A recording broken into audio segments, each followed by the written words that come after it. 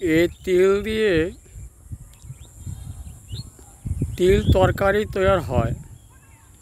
এই তিল দিয়ে তিলের বড়া হয়।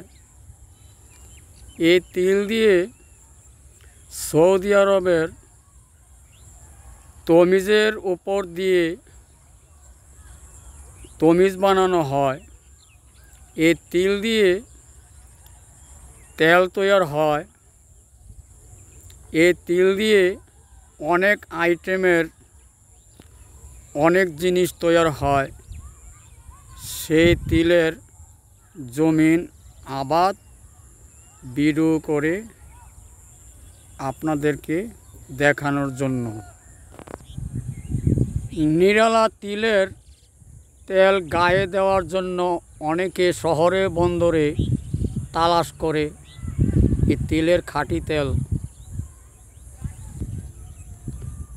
হজ কাফেলা